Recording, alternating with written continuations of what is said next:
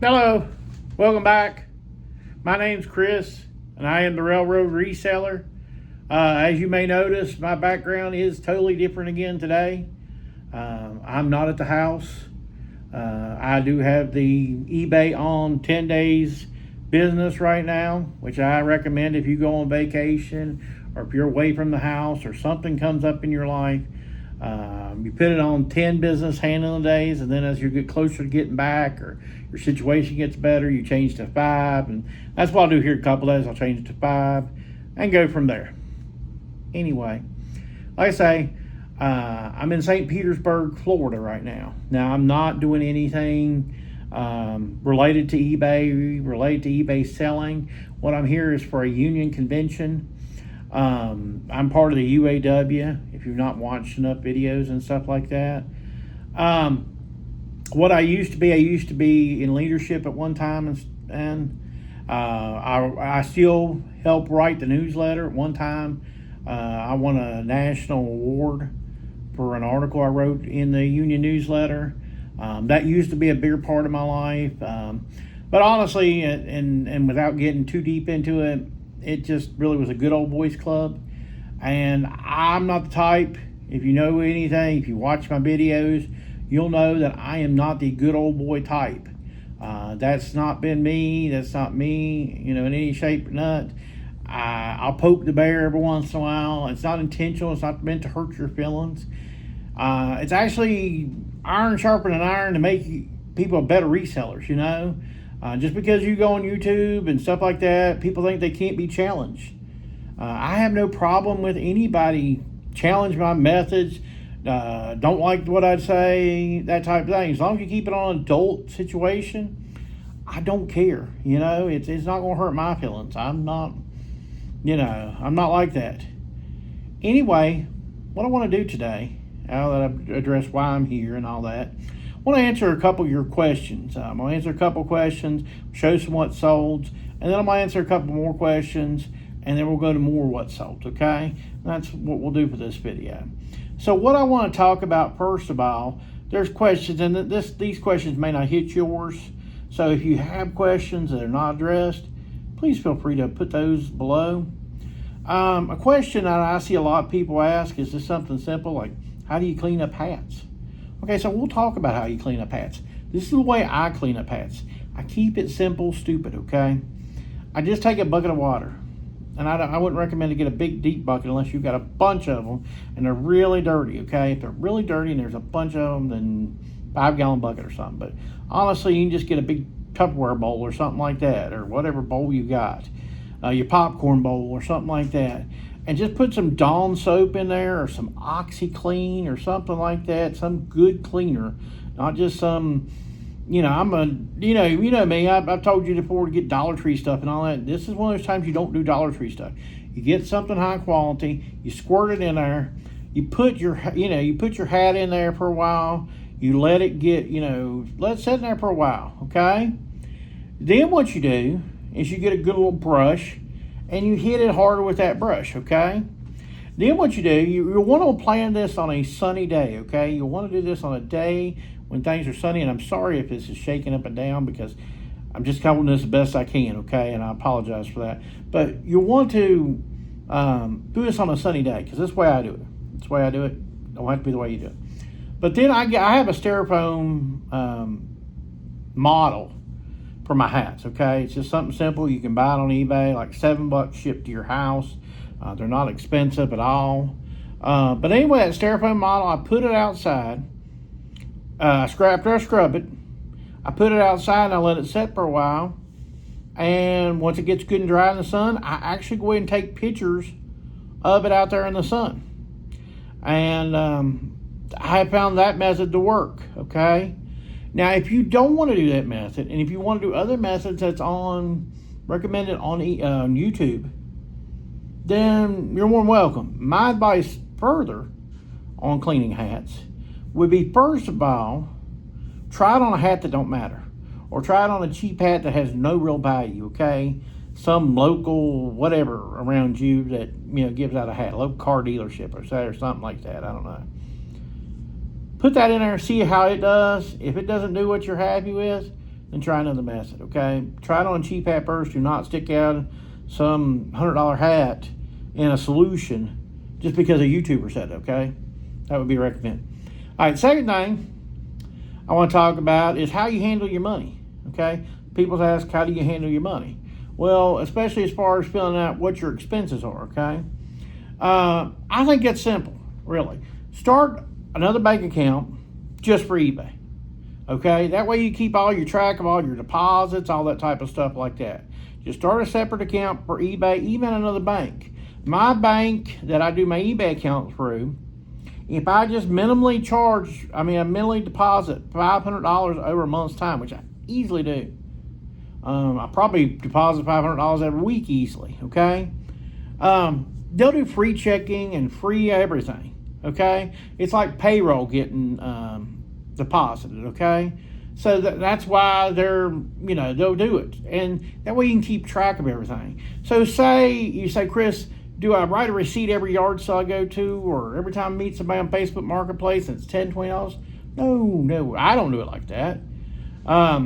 Say I get out usually $300 to $400 every time, and that usually lasts me a month, depending on what's going on.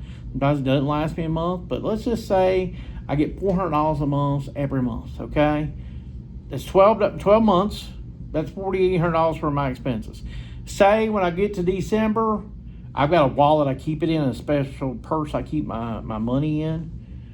Say in December 31st goes around, I look in that purse and there's $212. Well, I take that $4,800 and I minus that $212, and then that's my expenses for all my goods for the year. I keep it simple. I do my sales, that amount for my expenses, and I go from there, okay? Now, what you may want to do is a few times, say you pull something out of your own closet and then do it like that, then that's a little different, okay? You may want to put a few times, some notations, to keep up with how much you deal with it. Because I've got a camera I need to sell here soon. It's a Canon. It's a 16 megapixel point and shoot. I mean, those go for good money. A lot more money than I got it as a birthday present. I told my parents I was going to do some photography, and that's before I got these good phones. And I never got to turn around to the photography. So that's, and I'm going to break that down for what they paid. I remember about what they paid.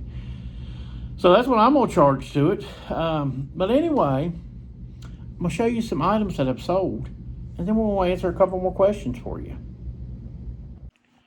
All right, let's go over some things that have sold. I sold this butterfly flower bath and body fragrance. Picked this up for $1 at a yard sale. Crazy price, and somehow it ended up $1. But anyway, got $29.99 plus shipping, so $30 plus shipping off of $1. I did scan the barcode to find that out. She had a bunch of them on the table, so I just started scanning away and found out one. I bought some other ones off of her too. Anyway, David Taylor, it's a 4XL shirt, $9 plus shipping on the David Taylor shirt. Probably $1 a day pickup considering what I charged. A couple years ago, I bought a box full of stuff. Halloween, this box full of stuff. Finally, the last thing sold. It's a homemade Happy Halloween type thing. And we got $9 plus shipping on that. But like I said, I broke that up into 4 different things for Halloween. Sold a pair of Goodfellas size 56 shorts. They're kind of floral, kind of wild looking. Picked these up for $2 at the Salvation Army. $11 plus shipping on that. Sold a Jurassic Park sealed Lego. Picked this up for $1 at a yard sale. Figured I couldn't go wrong for $1 at a yard sale. $13 plus shipping on that. Sold Cabela's large tall. Would not tell you to pick this up unless it is the tall version of this. $9 plus shipping. This was probably also a $1 day pickup. And finally, if I can get to it, sold this puzzle here. Gold Americana New Seal. This is from the 70s. This was a $1 pickup. $23 plus shipping on the puzzle. So another question that I got asked recently, and I thought I'd go ahead and tell y'all, was do I feel like descriptions are very important? Do people read the descriptions? And that's really a coin toss type question. If you feel like the description needs to get read, please in your title put the word read. If, for instance, like I had a Furby I sold a while back, a Furby did not work, or so I thought. So I put it read description. I told what type of Furby it was, told what year it come from, yada yada. But in the description, I put does not work. I said I tried to get it to work. I watched a couple YouTube videos to see how it got it to work, but it did not work. So I made sure I put that in the description. It does not work. I don't go crazy with descriptions. I did try. eBay offers the AI description. I tried that for a while, but I did not see like any boost in my sales or anything. So, you're more than welcome to try the AI descriptions, but I don't know that you're going to see any boost. If you have, let me know that in the comments. Let me know that that works. But I just didn't see no big boost in mine by using the AI descriptions. Now, I generally saw a lot of clothes. So I'm going to tell you, and if I've said this before in another video, but I'm going to go ahead and tell you again. Like for clothes, what I do, of course, I just say buyer pays shipping. I say no dirt, no stains, no holes. Because generally, most clothes I list have that. Now, if it was a high-wearing clothes, but it still had a hole in it, I would try to sell it. Most stuff that I find that are dirty and grungy and all that type of stuff, it just gets trashed. Generally, I wouldn't buy it in the first place. Excuse me, I am very tired. But I believe descriptions are very important. But once again, just like cleaning a hat, keep it simple, to the point. And my final question of the day is, all right, let's cover some things that have sold. I bought a Wii and some games and stuff for $30 off Facebook Marketplace. One of the games that was in it was Wii Sports. $18 plus shipping on the Wii Sports. I have a guy that like in Kentucky that buys these pretty much off me every time. I figure he resells them on Amazon or his store or something. Sold Family Game Night 2 and 3. 3 has really went down. It used to be a time 3 was worth some decent money. Anyway, both of them $14 plus shipping. That was part of that lot too. Due to the disgruntled octopus telling me that sometimes these Lego booklets can be good for resale, bought a whole box at a yard sale for $2. Got $18 plus shipping and a one booklet. The rest of them don't look that great, but we'll see. I might have to lot them up or something. I've kind of left them going outside that one. Anyway, $18 plus shipping. Sold a Puzzle Wuzzle. This is a vintage plush. I'm not the biggest plush guy in the world, but saw this for like 99 cents or $1.99 at a thrift store. We got $13 plus shipping on the puzzle. This is like a 90s toy, I think, 80s, 90s toy. I think 90s, because it wasn't around during my time that I remember. Sold a pair of Carhartt FR jeans. These things are practically brand new. They were issued for some kind of company or something. Anyway, I was at a Goodwill, a Salvation Army. God, it's been a couple years ago. And they had like 7 pairs of these things. And they're like $3.99 a pair. So I grabbed all 7 pair of these. They've sold slower than I thought, being that they're FR, because FR usually is money. Anyway, it may be the size because they're 5230s. May not be exactly the right size. I don't know. Sold this Sony Discman. Generally, most Discman are not as valuable as this one. This is actually, I sold it as not working for parts. I bought 3 of these. I bought a Walkman, this thing. I bought that ain't sold. But I bought another Discman. And I knew they were all good ones because I knew these 2 here were rare. Anyway, I run my mouth. $70 plus shipping. I sold it as not working parts. All right. Sold a Western shirt here. Plains Western Big Man Pearl Snap shirt. $11 plus shipping on the Pearl Snap. Sold another pair of jeans. If you don't have jeans listed right now, it's a good time. People going back to school, that type thing. $19 plus shipping. These are brand new Nautica denim stretch 40-32 jeans. And finally, we got a pair of shorts here. The Tactic 511 shorts here. They do all kinds of nice cargo stuff. This has that ripstop tup. Anyway, $12 plus shipping on the 511 cargo shorts. So, a question I've been asked before, what's the minimum type of profit I will receive for an item? So I'll list it. I don't really have an answer to that question.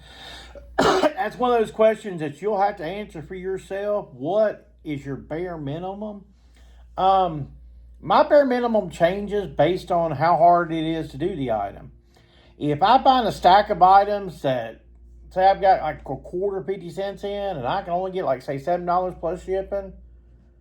I mean, yeah, one listing and you go through it. I don't care if I am only making say $3-4 a piece. I'm going to do that. You know, if I had 20 of those, that'd be $60. Yeah.